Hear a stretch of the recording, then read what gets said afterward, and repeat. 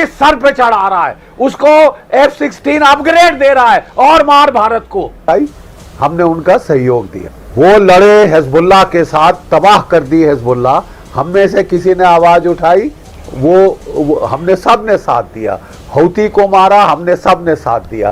पिछले साल उन्होंने ईरान पे हमला किया, आपने कभी आवाज सुनी मेरी या किसी और सैनिक की कि भाई वो करो, कि नहीं मत करो मत करो? वो सब ने किया।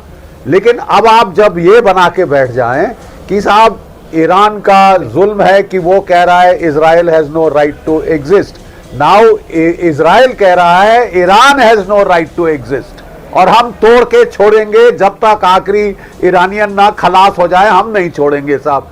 अच्छा वो तो आप करिए, हमारे प्रधानमंत्री वहां गए, लड़ाई के पहले गए कि नहीं गए? इससे ज्यादा क्या सपोर्ट देंगे साहब आपको? आपके लिए जाके स्ट्रैटेजी बनाएंगे।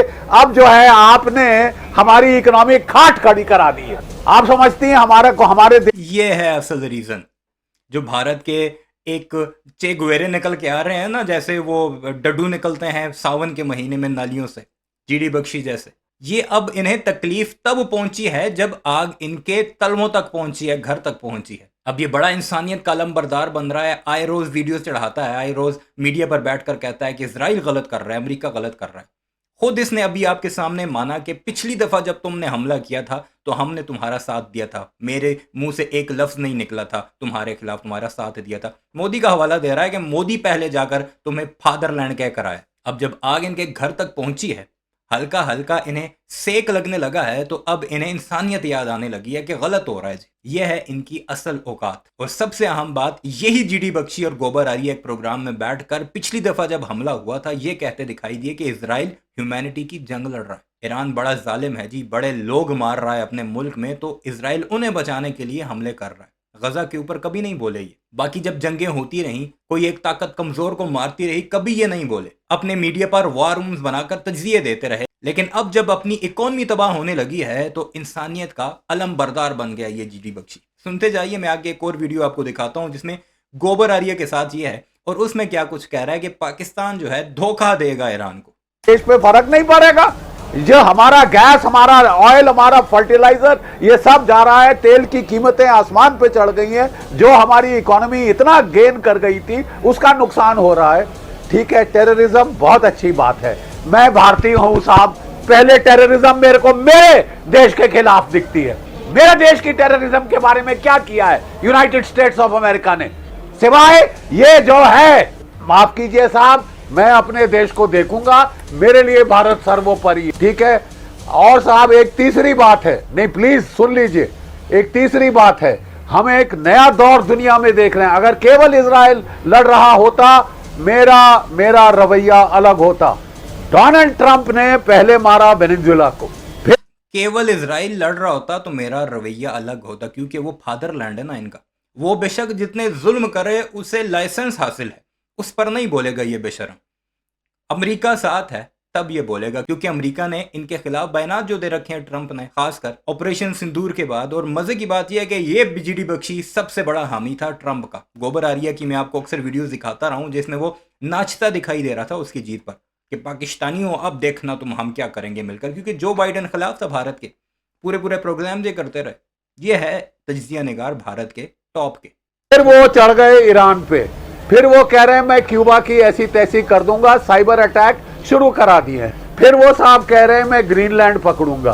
फिर वो साहब कह रहे हैं मैं कनाडा को 51st स्टेट बनाऊंगा। अगले कहां आएंगे साहब? भारत में। ये हमारे श्रीलंका में कलर रेवोल्यूशन। अब मैं आपको एक दूसरी वीडियो दिखाता हूं, वो जरा चेक कीजिएगा, उसमें बख्शी साहब और गोबर आर्य क्या कुछ कह रहे हैं। मेरा आपसे यह सवाल है, क्या आपको लगता है कि पाकिस्तान ईरान को धोखा देगा अमेरिका के कहने पे? क्योंकि आसिम मुनीर गया व्हाइट हाउस पे सर, लंच करा, खाना खाया, ये सारी जो मीटिंग कर रहा है उस मीटिंग में सर तुर्की भी है, उसमें इजिप्ट भी है, सऊदी अरब है, लेकिन जो लड़ रहे हैं वो उस मीटिंग में है नहीं। तो इस मीटिंग का, सबसे पहले इस मीटिंग का क्या वजूद है sir?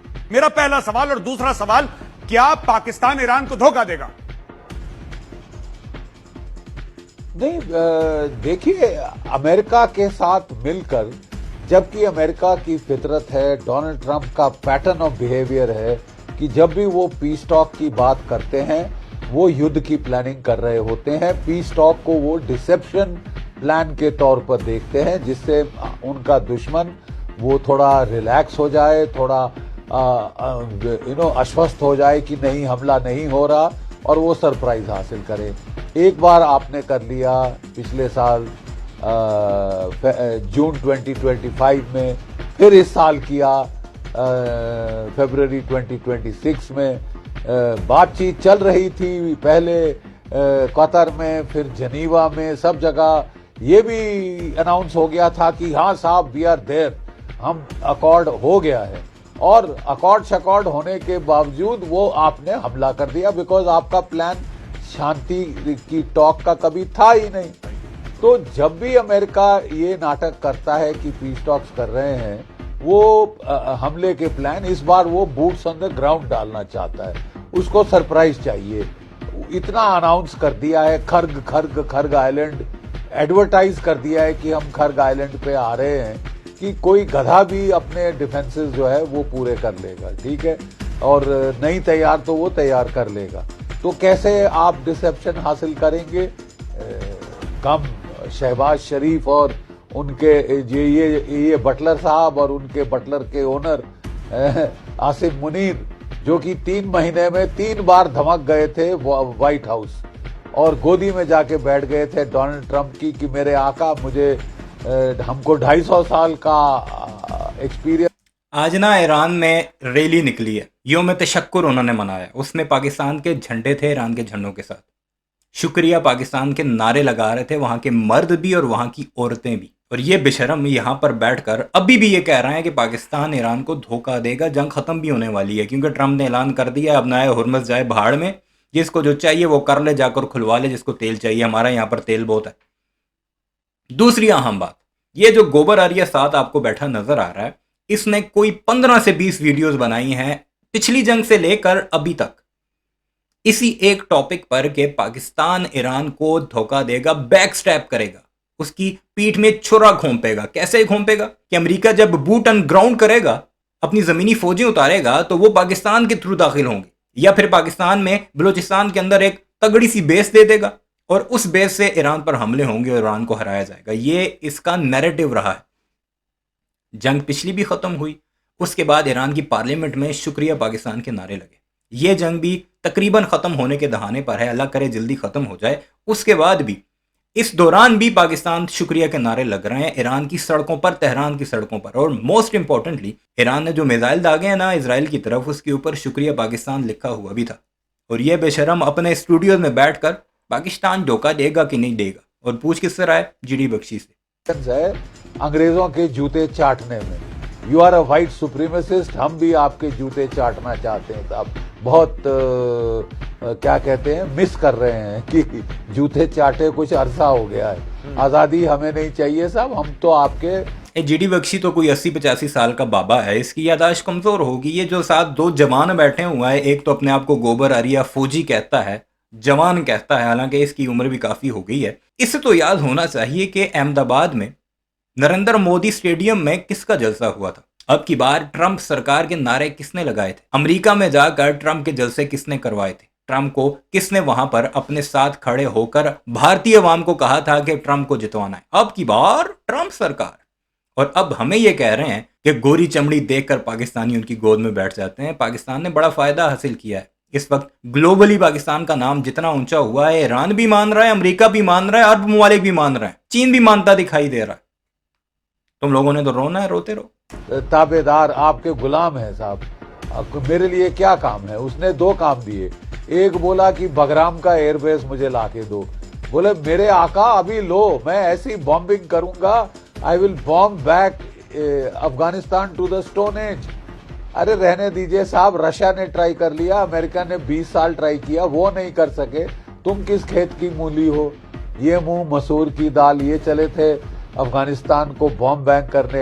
As it is Afghanistan storage में है, उन्हें फर्क नहीं पड़ता। उनके पास फाइटर बॉम्बर नहीं, तो आपने सोचा कि मैं बॉम्बिंग करके हिला दूंगा। ठीक है साहब, वो जो है उसके पास फाइटर बॉम्बर नहीं, सुसाइड बॉम्बर की कोई कमी नहीं है अफगानिस्तान के पास। और अब वो ड्रोन्स भी लगा रहा है, दाग दिए ड्रोन्स उसने नूर खान बेस की तरफ, जी। रावलपिंडी की तरफ ड्रोन्स डाल दिए हैं। लेने के देने वहां भी पड़ जाएंगे।